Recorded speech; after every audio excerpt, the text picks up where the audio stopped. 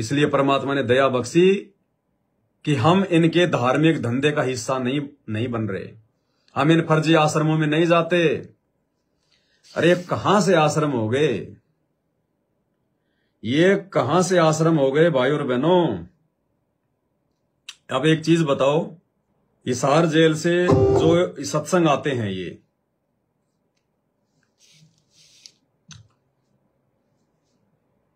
और ये लोग बाहर ये मतलब ये डूंडा पाड़ रहे हैं, धनाना धाम, धनाना धाम, सोजत धाम, सोजत धाम, बैतूल धाम, फलाना नेपाल का कौन सा धाम,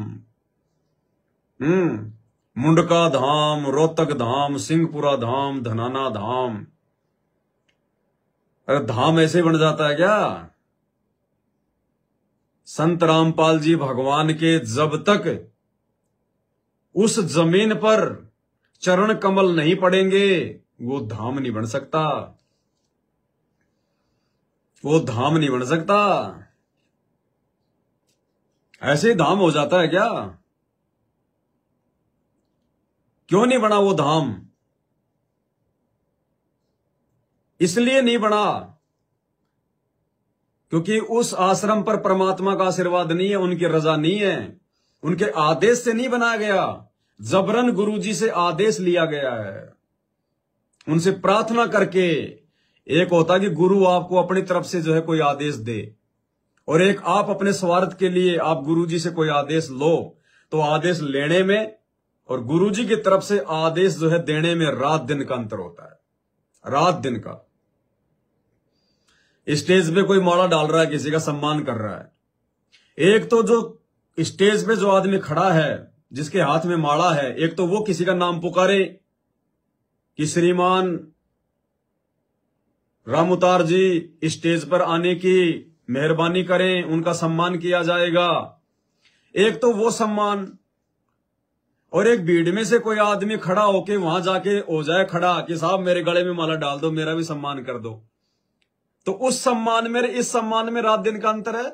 एक तो खुद अपनी तरफ से सम्मान करना और एक जबरदस्ती अपना सम्मान करवाना, तो रात दिन का अंतर है ना। तो एक तो आपको गुरुजी कोई आदेश दें कि बेटा आश्रम बनाओ, और एक आप खुद जाके अपने स्वार्थ के वसीबोत होकर कि यार आश्रम खुल जाएगा तो भक्तों का आना जाना शुरू हो जाएगा, हैं, भक्तों का पैसा, उसी पैसे से जमीन, और हर महीने फिर यहां पे अपने मल के सत्संग के नाम पे भक्तों को बुलाया करेंगे, ज्योति पाठ का पैसा आएगा।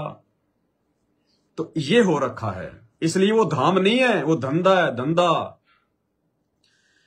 अगर धनाना धाम है, और यदि सतगुरु रामपाल जी ने हिसार जेल से खुश होकर अपनी तरफ से यदि आदेश दिया है धनाना आश्रम को बनाने का, तो भाई और बहनों हिसार जेल से आ रही है ना ये ऑडियो, या कहीं पाकिस्तान से आ रही है?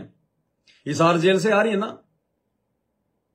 संत रामपाल जी ने एक बार भी किसी भी ऑडियो में ये नहीं कहा कि श्री धनाना धाम की जय, श्री धनाना धाम की जय, जबकि परमात्मा हर विशेष संदेश के शुरुआत में श्री छुड़ानी धाम की भी जय बोलते हैं, श्री करोथा धाम की भी जय बोलते हैं, श्री बरवाड़ा धाम की भी जय बोलते हैं। क्यों? क्योंकि उस करोथा में परमात्मा ने सत्संग किए थे, उनके जो चरण कमल थे वो वहां पे वो पड़े थे। छुड़ानी में परमात्मा ने सत्संग किए थे, खुद उनके जो चरण कमल थे वो वहां पे उस मिट्टी पे वो पड़े थे। बरवाड़ा में परमात्मा ने बैठकर सत्संग किए थे, मालिक के जो चरण कमल थे वो वहां पे पड़े थे। इसलिए वो चीज धाम है। और जहां आपके गुरुजी कभी गए नहीं, आपके गुरुजी ने जहां पे कभी अपने चरण कमल जो है रखे नहीं, अपने तरफ से प्रसन्न होकर आपके गुरु ने आपको आश्रम बनाने का आदेश दिया नहीं, वो कहां से धाम हो गया? वो तो धंधा है, धंधा। ये ऑडियो सुनो ध्यान से। अगर सतगुरु रामपाल जी भगवान का ये आदेश होता धनाना धाम बनाने का, धनाना आश्रम बनाने का, तो जहां पे ये दूसरे धामों की जय बोल रहे हैं गुरुजी, तो लास्ट में धनाना धाम की जय बोलने में क्या दिक्कत आ रही थी? धनाना धाम की जय बोल देते परमात्मा, कहां दिक्कत आई थी उनको? लेकिन ऐसा उन्होंने नहीं किया, कभी नहीं किया उन्होंने, ऐसा किसी भी ऑडियो में नहीं किया। ये संकेत है, आपको समझना पड़ेगा। ये जय का एक ये छोटा सा है, ये शुरुआत का, ध्यान से आप इसको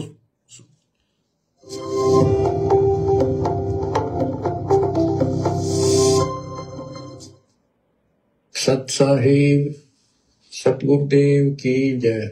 और एक ध्यान रखना भाई और बहनों, गुरुजी जब भी सत साहिब कहें, हमने सात संगत वालों ने, सतसेवक भाई बहनों ने सत साहिब के जवाब में सत साहिब नहीं बोलना है।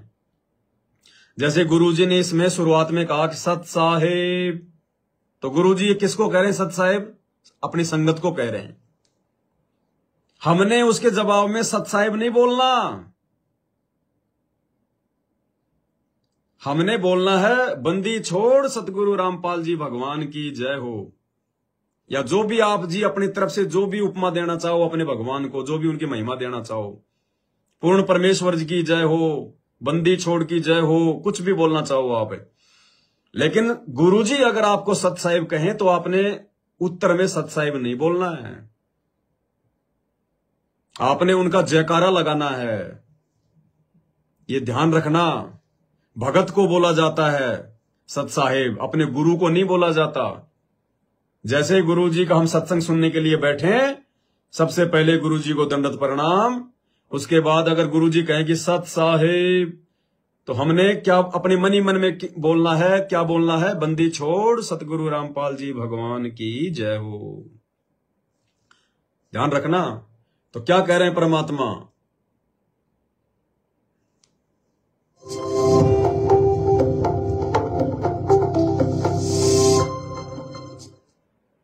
सत साहिब सतगुरुदेव की जय। बंदी छोड़ कबीर साहिब जी की जय। बंदी छोड़ गरीबदास जी महाराज जी की जय। स्वामी राम देवानंद जी गुरु महाराज जी की जय हो।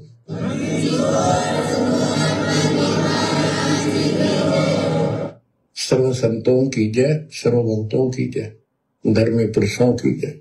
श्री काशी धाम की जय, श्री सुडानी धाम की जय, श्री करोथा धाम की जय, श्री बड़वाया धाम की जय। धनाना धाम की नहीं बोली परमात्मा ने।